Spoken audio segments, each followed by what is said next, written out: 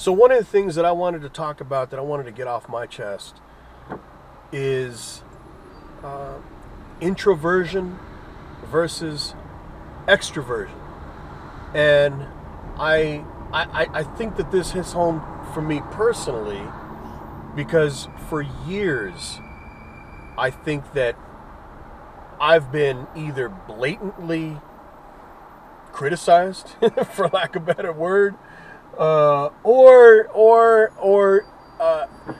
pushed to be more extroverted, you know? And I think that in our society, at least in the U.S. society, I think that there's a lot of pressure on young people to be more extroverted, you know? And that somehow you're told, either explicitly or just through actions, that unless you are extroverted, you're not going to be successful. You're not going to be a leader, and you're not going to excel in whatever it is. The people who excel are the extroverts. The leaders are the extroverts. You know, I mean, you get that message drilled into you time and time again. And like I said, not so much in an explicit, blatant way, but I think oftentimes just through our actions of speaking and working with young people, we give that message that something's wrong with you unless you were extroverted. You know, you're missing something. And don't get me wrong, man. Don't get me wrong. I'm not saying that skill development isn't important. I mean, developing skills to be successful in social situations is absolutely important. Absolutely, right? I mean, you need those skills. Otherwise, you're going to be cowering in a corner in a social situation. Or it could turn into a real disability, a real disorder, if you will, you know, where you are then petrified about being in social situations. And I'm not going to lie, I still have that there. You know, I mean, there's still that real nervousness when it comes to social situations. But I've learned skills to cope. You know, I've learned coping skills. I've learned skills that will help me be successful in those situations.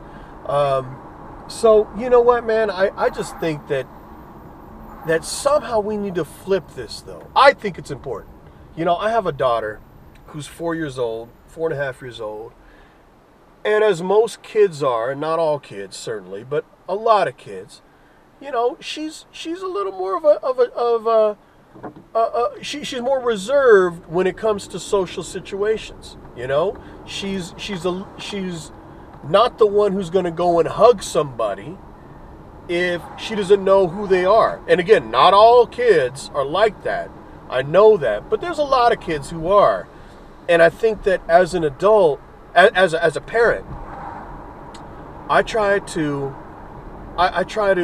understand, how much do I push her versus how much do I tell her and accept and tell her to accept who she is. You know, that there's nothing wrong with being an introverted person and sort of gathering strength here from within, you know? And I don't even know, man, she's only 4.5 years old. I don't know if she's an introvert or an extrovert.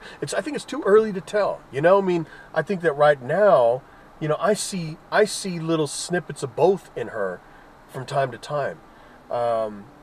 You know, but I think it's probably too early to tell. She's still just a little girl, man.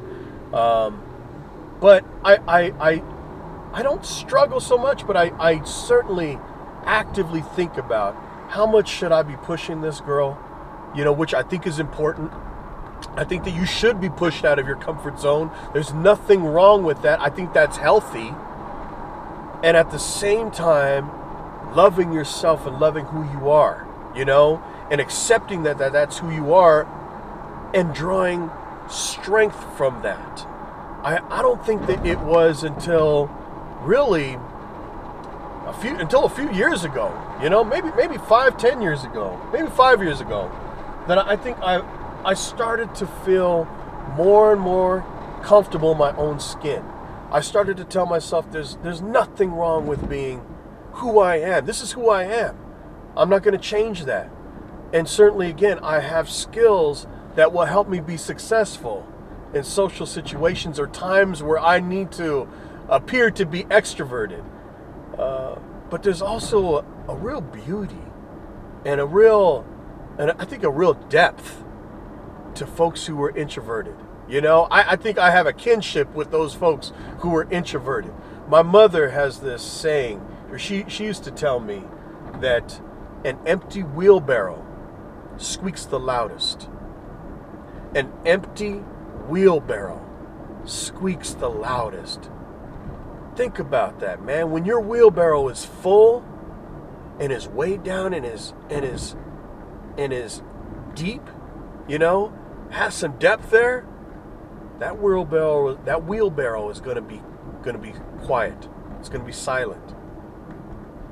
And those people who are sometimes the loudest, who are sometimes the first to make their voice heard, you know, sometimes they're lacking some depth, man. I mean, I'm stereotyping, obviously. I mean, that's not always the case, but I mean, you know, sometimes I think oftentimes actually that is the case. So, but yeah, man, I don't know. I just think about being introverted and extroverted and how it is important, I think, to accept who we are and embrace that and see what type of power we can draw from that, because I think it is powerful.